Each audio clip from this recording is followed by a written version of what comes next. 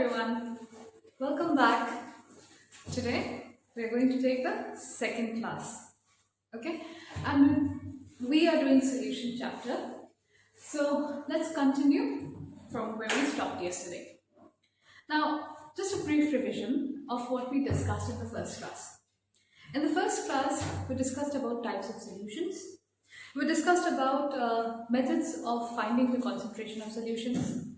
We discussed about solubility of gases in liquids and solubility of solids in liquids, right? Now, solubility of gases in liquids was explained by Henry's law, if you remember the relation. The Henry's law relation was the partial pressure of the gas in the vapor phase is directly proportional to the mole fraction. The proportionality symbol was replaced by KH, which is the Henry's law constant. Okay, so I have written this relation this side because I'm going to use this today for explaining some other topics. Let's move ahead with the chapter. Today we'll discuss about vapor pressure of liquid solutions. Vapor pressure of liquid solutions. Now, if we talk about liquid solutions, that means both my solute and solvent has to be liquid. So, I'll take a closed chamber and prepare a solution, okay, of two components, say I'll take A, of two components, A and B, okay. If A is my solvent, then B will be my solute. Alright? Now, since both of them are liquids, I will consider that both of them are volatile liquids. Now, what is the meaning of the term volatile? Now, volatile means something, those substances which evaporate. So, when you make the mixture, the solutions, for the solution, the components evaporate. So, the evaporation process will continue to some extent, and this cannot continue throughout because this is a closed chamber. And finally, an equilibrium will be established. So, you have evaporation process and the vapors will also start entering into the liquid, and that will be condensation. Alright, so evaporation and condensation. So these two processes will develop an equilibrium at some point of time. Now when that equilibrium has been established, these vapors of the liquid start exerting a pressure on the surface of the liquid. The vapors of the liquid start developing a pressure on the surface of the liquid. This is what we call vapor pressure. This is what we call vapor pressure. Okay? Let this vapor pressure of the solution be P total. Okay? Let this vapor pressure of the solution be P total. And we must remember that P total is the vapor pressure which is exerted by both the components. So it will be partial pressure of component A plus partial pressure of component B. This is following Dalton's law of partial pressures. Clear? So P total is the partial pressure of A plus partial pressure of B. Now, from Henry's law also we found out that partial pressure is directly related to mole fraction. In this case also, the partial pressure is related to mole fraction of the component in the solution. But this time, this was quantitatively explained by Raoult. R-A-O-U-L-T. So you have the Raoult's law. Okay? This time, this was quantitatively explained by Raoult. And what did he say? He said that for a solution of volatile components, the partial pressure of each component the partial pressure of each component is directly proportional to the mole fraction of the component. The partial pressure of each component is directly proportional to the mole fraction of the component in the solution. He replaced this proportionality sign with a constant, that is Pa naught into chi A. What is Pa naught? Pa naught is the vapor pressure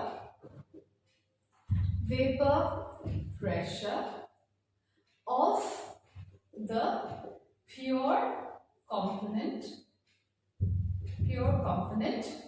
A. Done.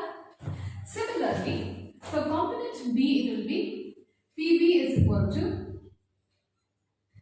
Pb naught chi B. Okay, where Pb naught is the vapor pressure of the pure component B. Done. Now, let's put these values in this equation. Okay, so we have P total is equal to Pa naught chi A plus Pb naught chi B. Alright, so this is a very important relation which shows that the total vapor pressure is the sum of vapor pressures of individual components.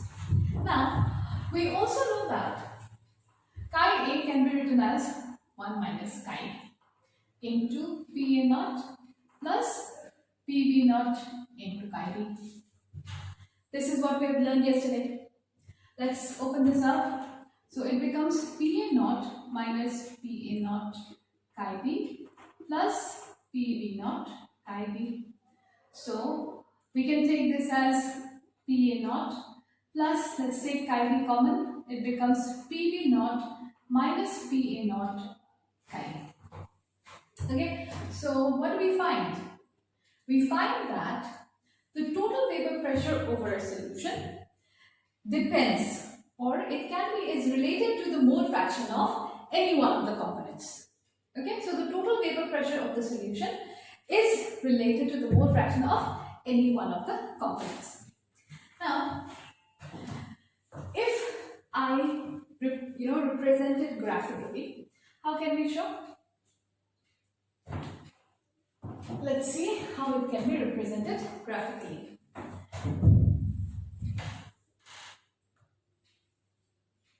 Okay, let's take vapor pressure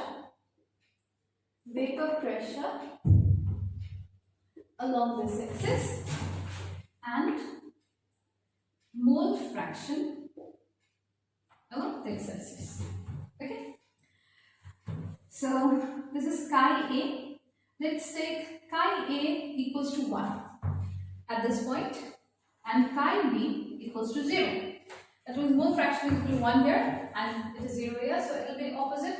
So chi A equals to 0 here and chi B equals to 1 here. Since here mole fraction is unity, at this point, let's take, this will be the vapor pressure of pure component A.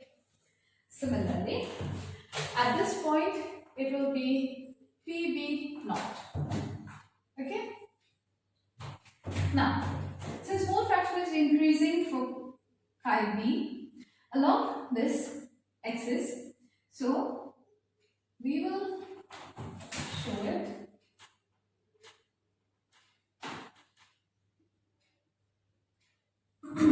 like this.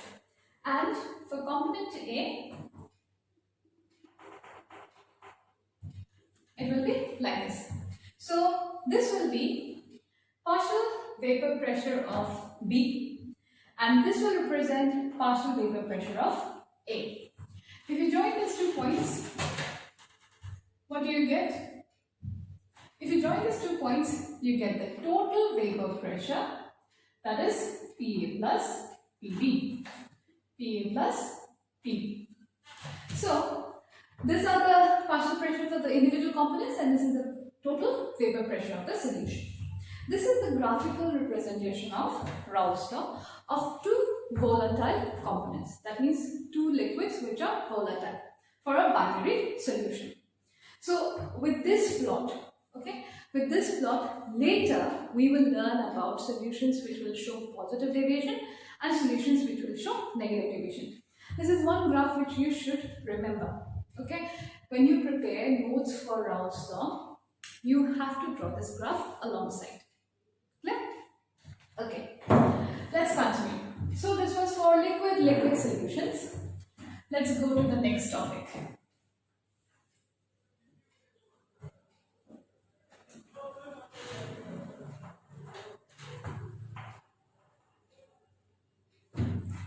Vapor pressure of solutions of solids in liquids. Okay? Vapor pressure of solutions of solids in liquids. Now, this kind of solutions is very common. Okay? Let's prepare a solution. I'll take my solvent. Okay? And as usual, I want to prepare a better diagram. 1 minute. So I'll take my container and I'll close it. Okay. So I only have pure solvent here. So these are my solvent molecules. These are my solvent molecules. And they will evaporate. So these are the molecules of solvent only. This is the vapor pressure due to solvent molecules only. So this is the first case. Now, let me take the second case.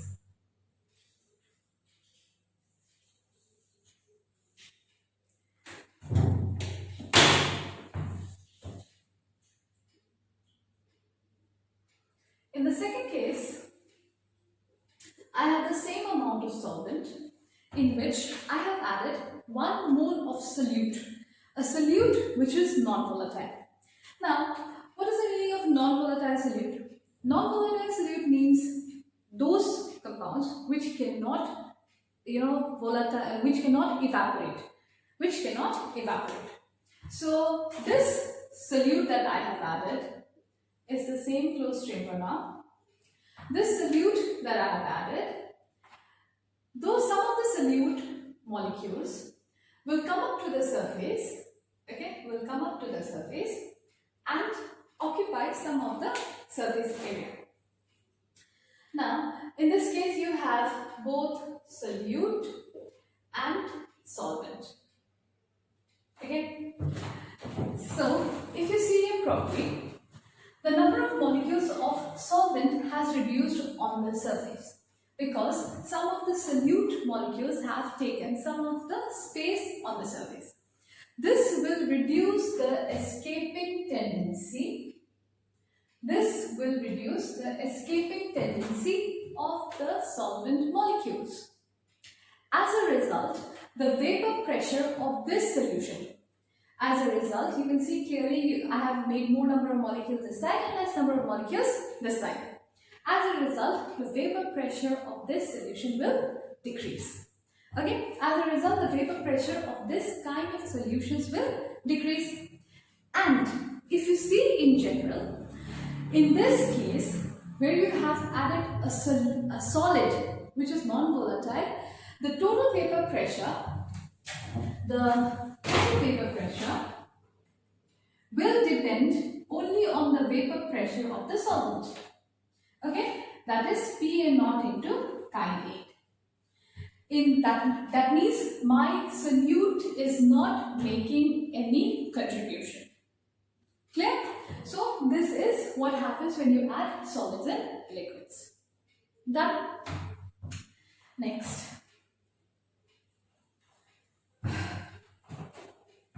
So you must remember this relation because this is what we need to carry forward when we will do colligative properties. Okay? Next. After studying about vapor pressure, let's discuss about types of solutions. Okay, we will discuss about types of solutions. Now, there are two types of solutions: ideal solutions and non-ideal solutions.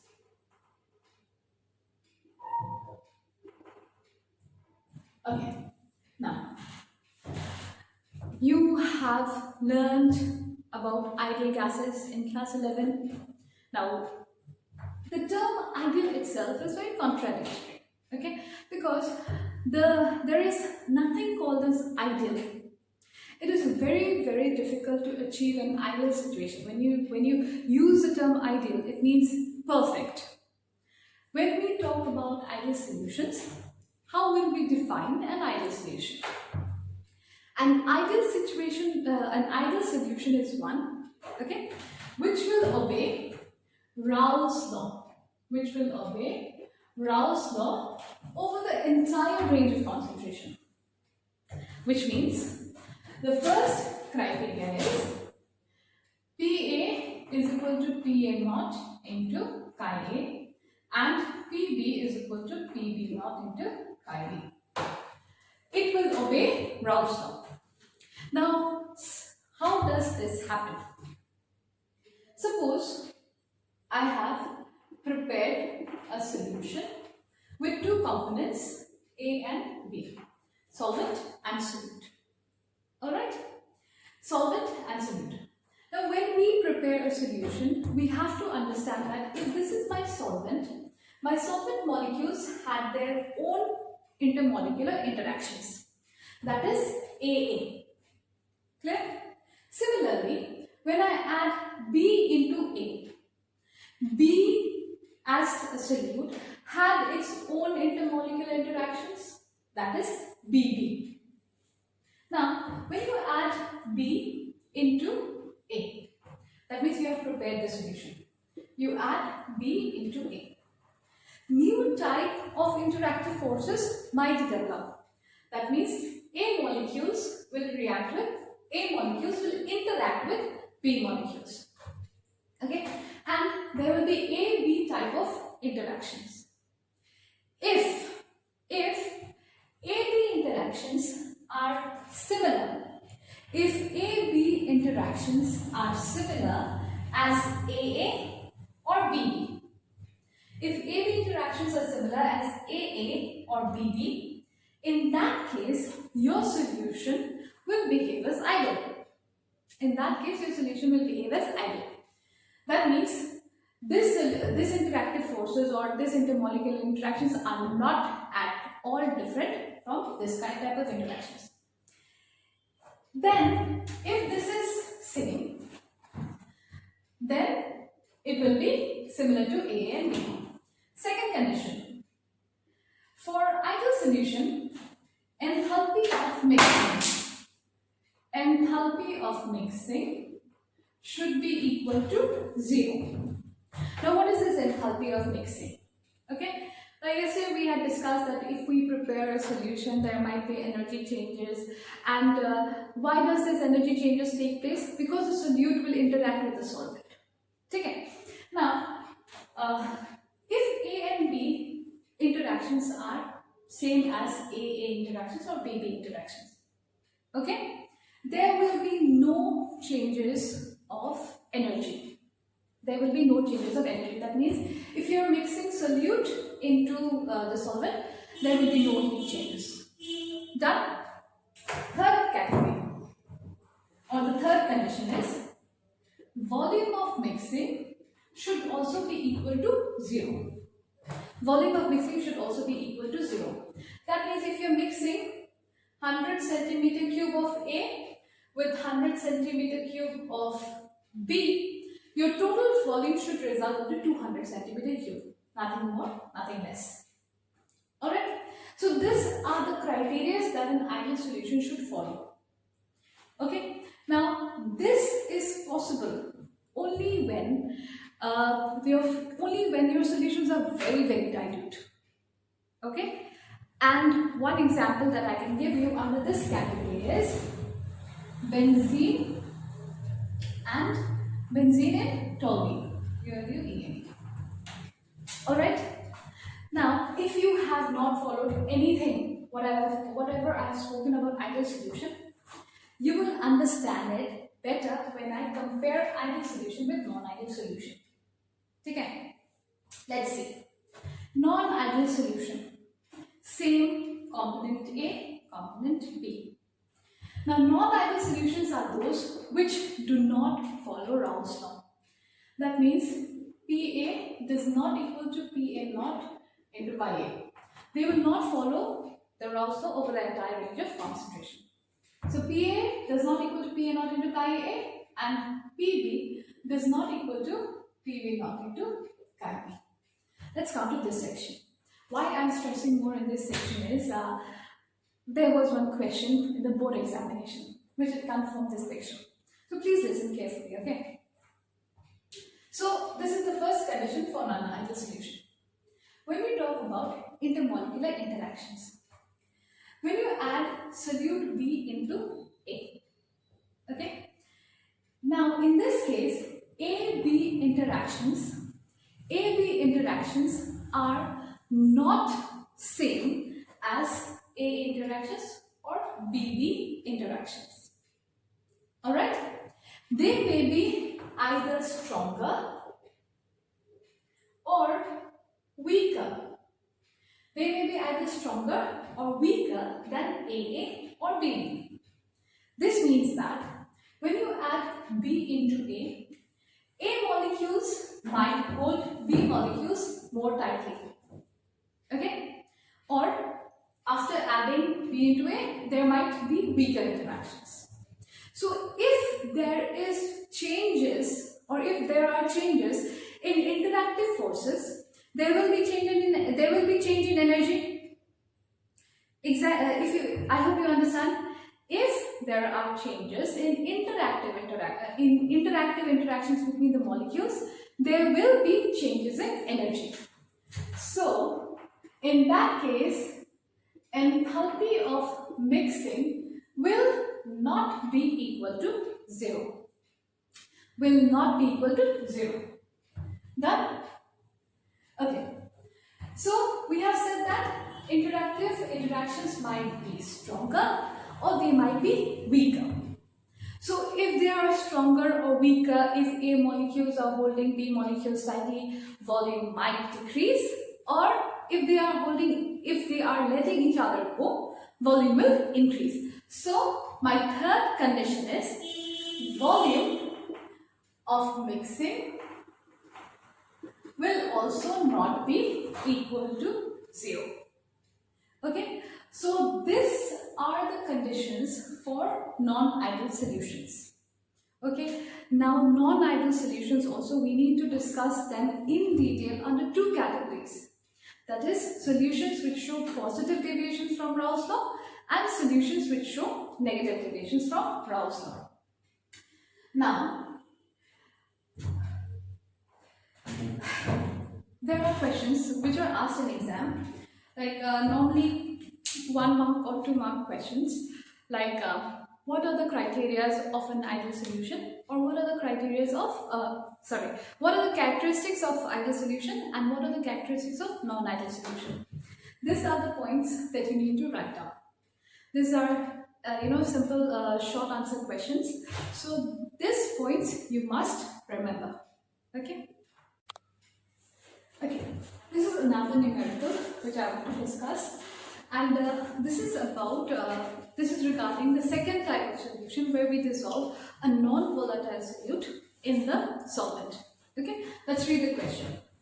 An aqueous solution of glucose is made by dissolving 10 grams of glucose in 90 grams of water at 303 Kelvin. If the vapor pressure of pure water at 303 Kelvin is 32.8 mm of atric pressure, what would be the vapor pressure of the solution? Okay, now let's write the given first. We know that glucose, the amount given is 10 grams. For calculating the molar mass of glucose, I need to know the formula of glucose, that is C6H12O6. Okay, the molar mass of glucose is 180, 180 gram per mole. Okay, so this much information I know from the format.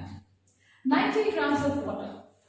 So that is my solvent, so that is WA, and that is 90 grams.